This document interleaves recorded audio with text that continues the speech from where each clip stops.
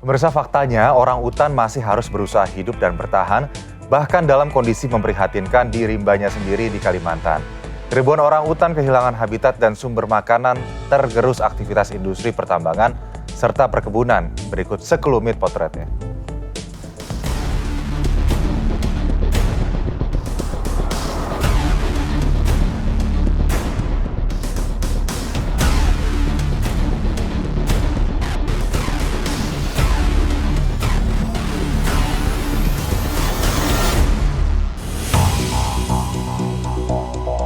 Inilah kawasan Karaitan di sekitar Kecamatan Bengalon, Kabupaten Kutai Timur, Kalimantan Timur, yang menjadi populasi terbanyak orang utan Morio.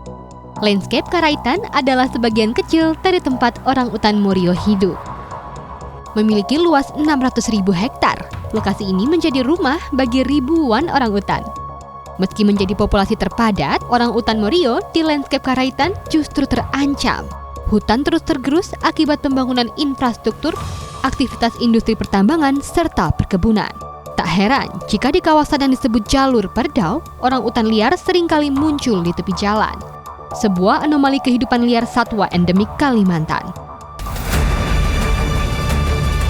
Warga pun mengaku prihatin dengan kondisi ini.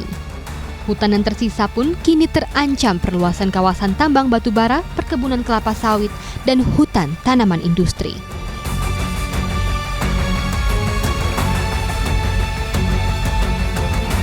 Ya kalau daerah di sini, karena ini kan daerah kita di sini yang tidak istilahnya yang masih ada kayu-kayunya itu di sepanjangan jalan ini kan tidak terlalu luas, Mbak.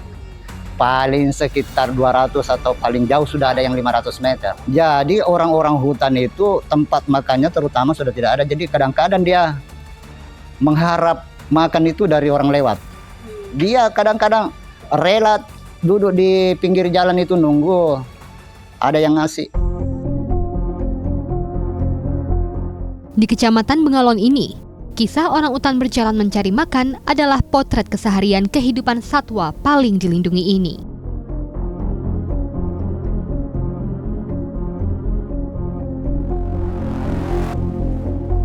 Dengan kondisi hutan yang terfragmentasi aktivitas manusia, tak ada lagi tempat layak bagi orang utan untuk bertahan hidup. Ada 13 perusahaan yang beraktivitas di kawasan ini. Satu perusahaan saja bisa miliki izin lahan pertambangan batu bara hingga seluas lebih dari 90.000 hektar. Ruang hidup yang terus menyempit seolah sengaja membiarkan orang utan hidup dalam penderitaan. Pohon-pohon dibabat membuat ekosistem tergusur. Di tempat ini, orang utan berjibaku bertahan hidup. Kondisinya tentu saja memprihatinkan. Rumah alami satwa endemik Kalimantan ini sebagian besar sudah berubah menjadi tambang batu bara, perkebunan, dan hutan tanaman industri.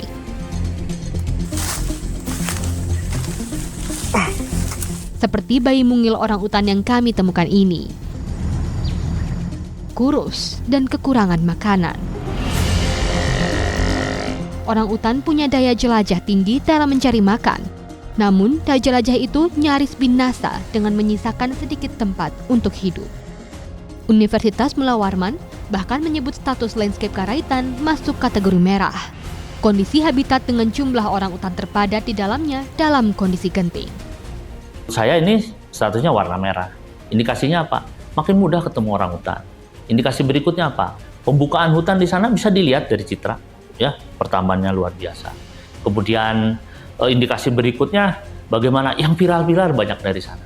Jadi bahkan kalau kita di jalan bisa dilihat tuh sarang orang hutan, kemudian serangan dan seterusnya. Kira-kira ya saat ini sebetulnya di Lanskap Karaitan tuh statusnya merah. Kita sedang urgent ya untuk segera melakukan proses konservasi orang hutan terpadu bareng-bareng. Di beberapa bagian landscape Karaitan, dari jauh kita bisa melihat kehijauan. Namun itu bukan hutan, melainkan perkebunan kelapa sawit. Di landscape Karaitan ada 6 perusahaan perkebunan kelapa sawit berdampingan langsung dengan 4 perusahaan tambang batu bara skala besar. Pembukaan hutan oleh perusahaan-perusahaan ini memicu kerusakan habitat, mengurangi daya dukung ekosistem, dan meningkatkan resiko konflik manusia dengan orang utan. Bukan tidak mungkin, kepunahan orang utan tinggal menunggu waktu. Pemerintah bukan tanpa usaha. BKSDA Kaltim sedang mengupayakan pembentukan Forum Landscape Karaitan sebagai proyek percontohan untuk mengelola konflik dan menjaga habitat. Upaya ini melibatkan pemerintah, akademisi, organisasi konservasi, dan masyarakat. Tujuannya mendesain pola pembangunan ekonomi yang seimbang dengan pelestarian keanekaragaman hayati. Untuk bersama-sama kita mendesain bagaimana upaya pembangunan, upaya masyarakat dapat hidup selaras dengan isu-isu konservasi orang utan yang ada di Landscape Karaitan itu sendiri. Nah, ini kita akan lagi bentuk. Kita sudah mengidentifikasi ada 13 privat sektor atau pelaku usaha, baik dari tambang, HTI, kebun sawit maupun HPH yang akan ikut berkolaborasi bersama. Kita desain lagi bersama. Seperti apa pembangunan dapat bisa berjalan dengan baik, tapi satu sisi isu lingkungan juga bisa kita perhatikan. Orang utan Morio di Lanskap Karaitan menghadapi ancaman serius akibat konflik dengan aktivitas manusia. Upaya penyelamatan orang utan dengan pendekatan konservasi berbasis bentang alam menjadi harapan terakhir. Komitmen bersama dan edukasi masyarakat sangat krusial untuk memastikan kelestarian populasi orang utan yang kian rentan ini.